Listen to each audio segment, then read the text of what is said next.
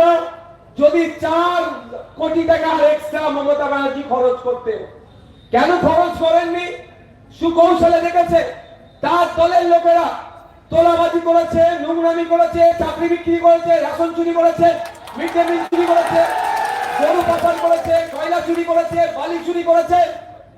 এমন কিছু চুরি করতে বাকি নাই তার দলের লোকেরা, সব চুরি করেছে। এরা চুরি করে করে এমন জায়গায় পৌঁছেছে, এই নির্বাচনটা দুর্নীতি চুরির বিরুদ্ধে হতো, কিন্তু এমন জায়গায় তারা দাঁড় করাতে চাইছে।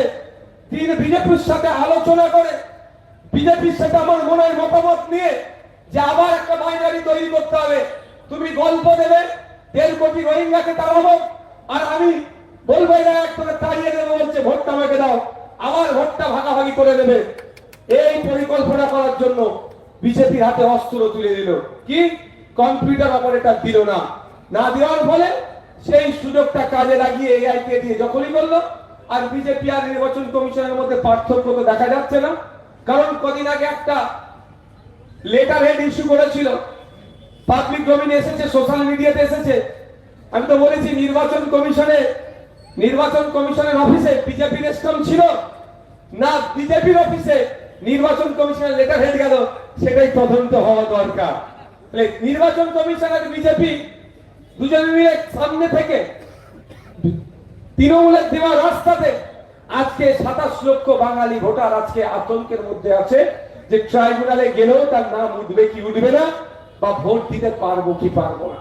তাই যখন বাঙালিদেরকে রাস্তায় দাঁড় করাচ্ছে এই তৃণমূল বিজেপি মিলে, আমাদেরকে ঐক্যবদ্ধ হতে হবে।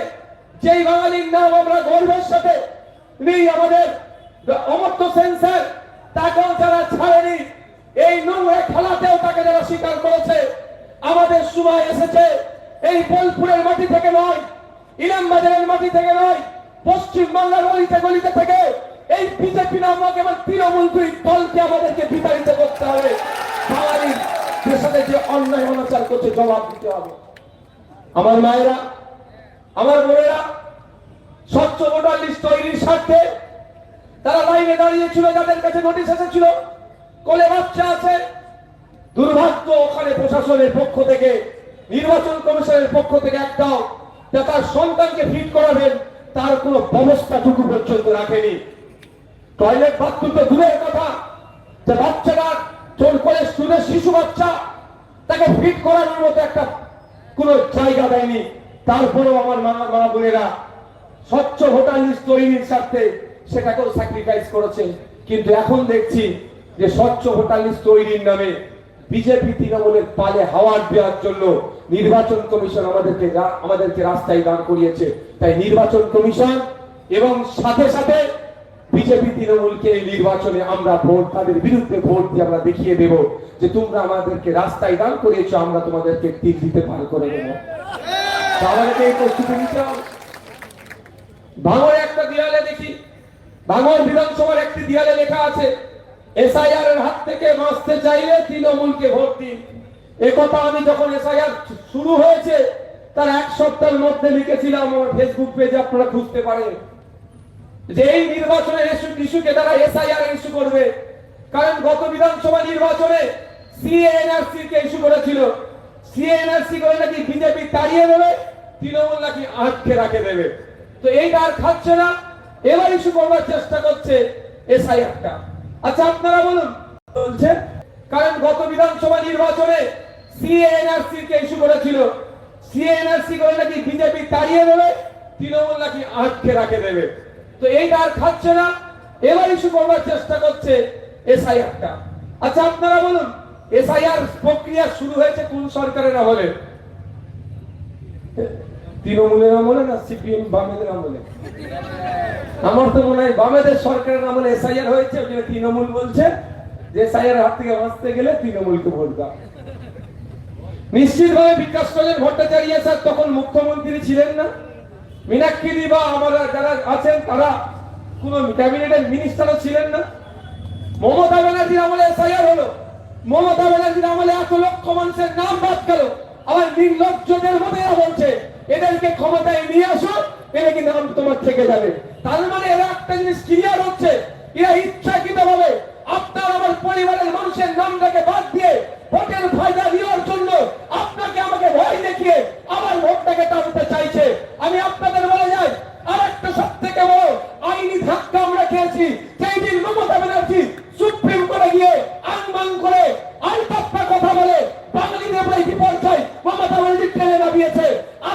তিনি উকিলকে দিয়ে তার বদলে আইনি লড়াই করতো, তাহলে মনে এই দিন দেখতে হতো না।